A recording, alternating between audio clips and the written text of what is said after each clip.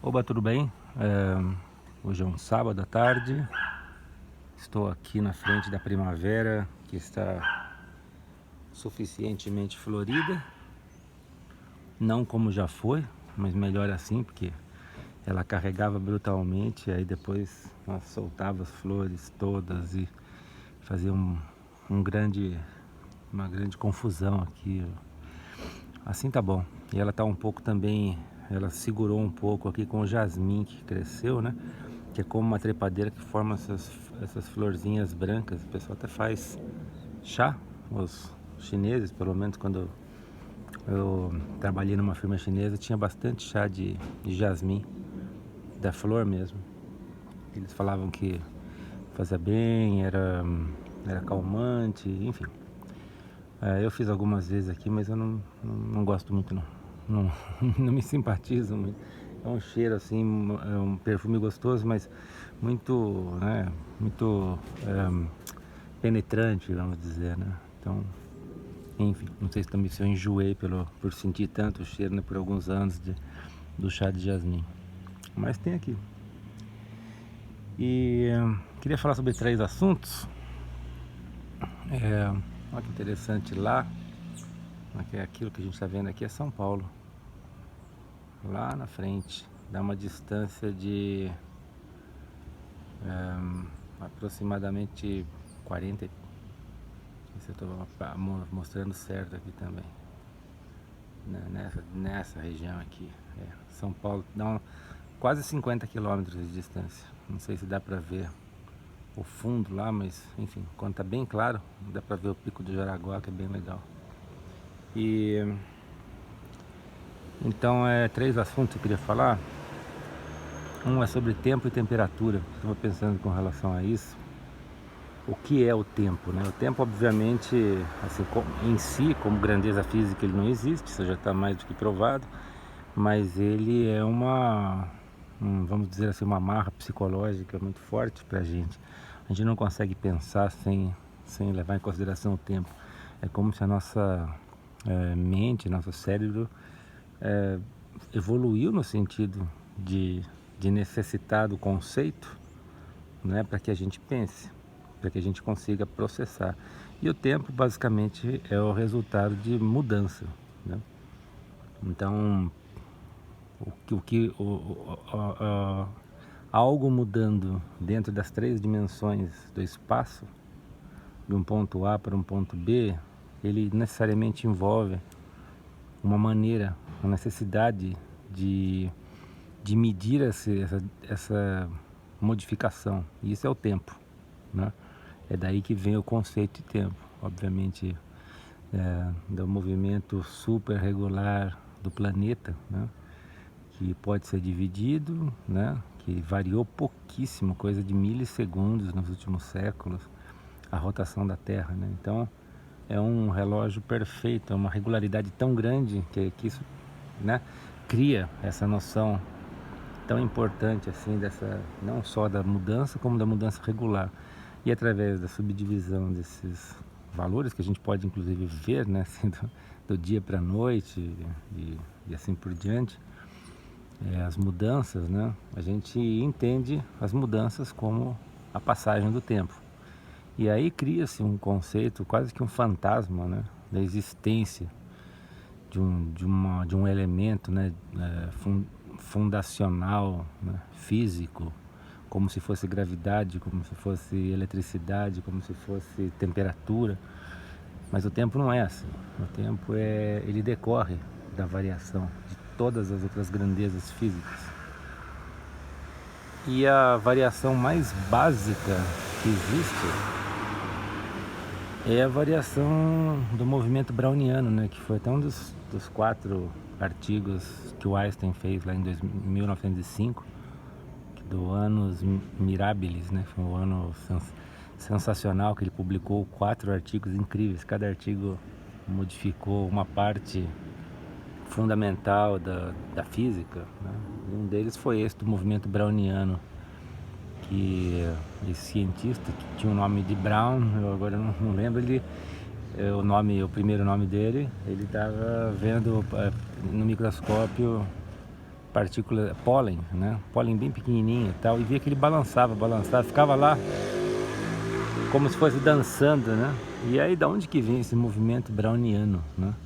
Que é esse movimento que da onde que está vindo isso? Isso, no final das contas, é o colidir de moléculas que estão sempre em vibração, né?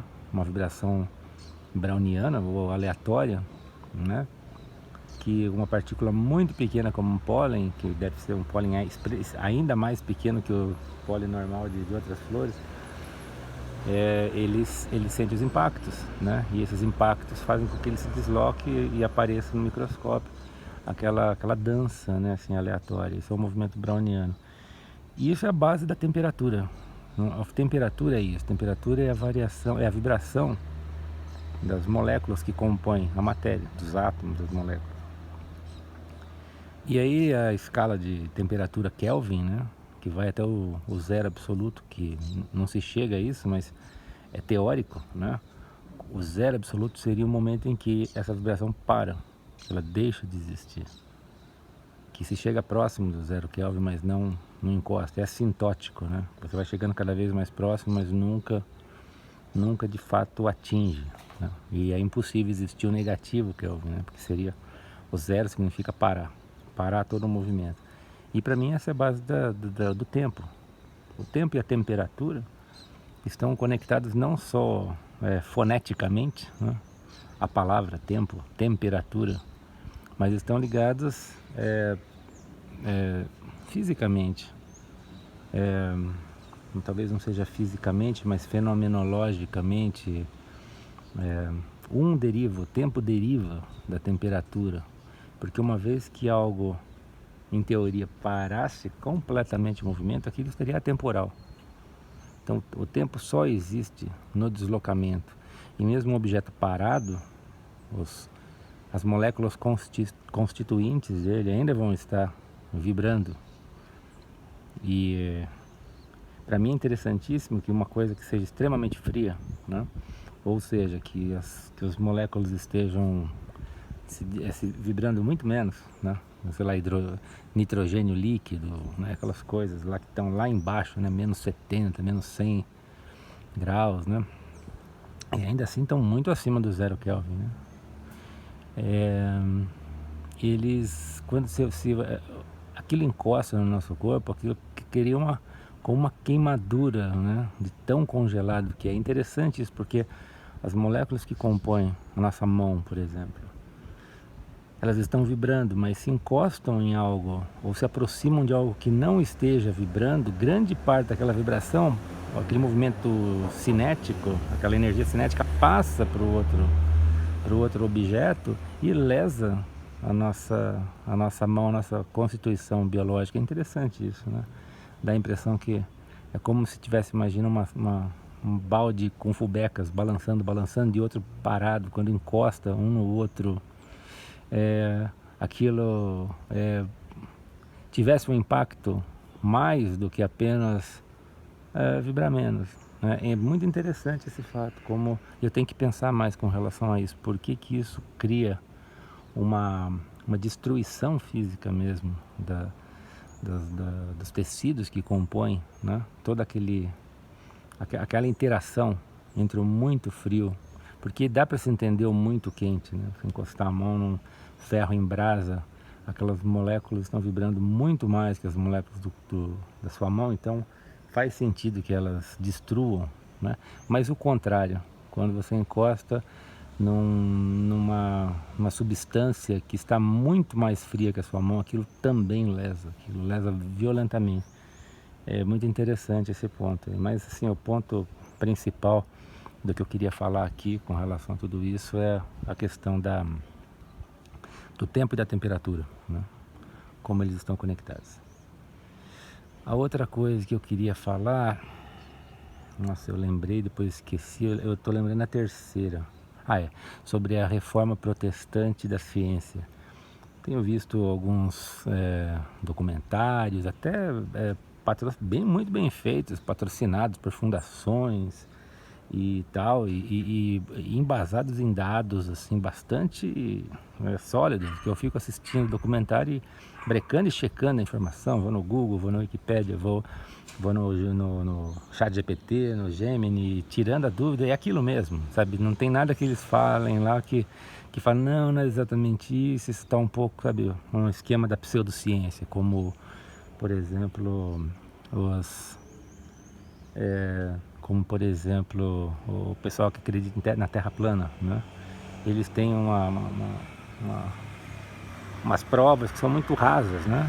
Muito rasas, que com triângulo retângulo, muitas delas, metade das provas com triângulo retângulo você resolve, mas essas não, assim, e basicamente sobre essas questões das civilizações antigas, muito antigas, construção desses muros poligonais que tem no Peru, que tem no Egito, que tem na Ilha de Páscoa, tem um monte de lugares, né? E normalmente esses lugares eles coincidem com falhas geológicas, né? Locais com abalos sísmicos e eles estão alinhados, inclusive, assim, como se fosse num tipo de linha global, assim, e tudo isso, como eu falei, eu fui checando, fui olhando, mas assim, todo mundo conhece esses muros poligonais, que eles são incríveis, né?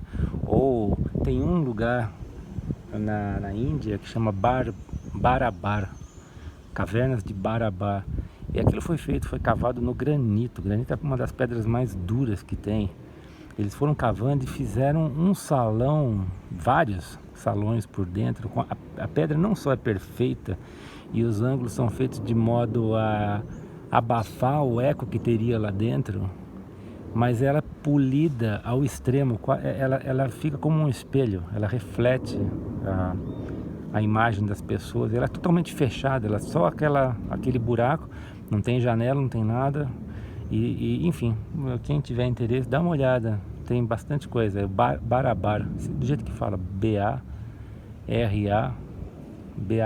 Barabar, Cavernas de Barabar.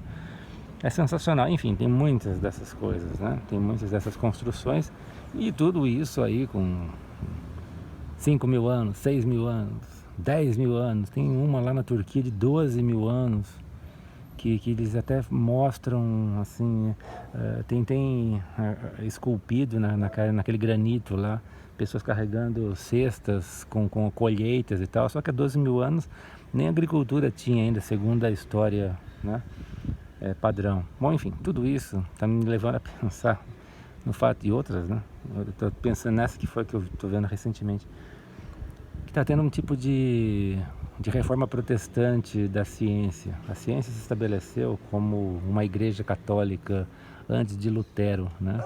E impõe convenções que são inquestionáveis. E aí existe uma pressão muito grande da natureza humana de buscar respostas para aquilo, para questionamentos. E no final das contas, o que acaba acontecendo é que grupos vão se organizando e conseguindo patrocínio para fazer as investigações fora da ciência, porque enquanto esse grupo, por exemplo, fala sobre muros poligonais, tudo arqueologistas e tudo ridicularizam, né? Esses grupos, os arqueólogos que se juntam a eles são execrados, não conseguem mais publicar, enfim, é como se fosse se torna um tipo de herege da ciência, né? Da comunidade científica. A carreira científica dele vai para o brejo, né? E isso eu estava pensando assim, comparando com o que aconteceu, né, na época de Lutero, que houve uma reforma protestante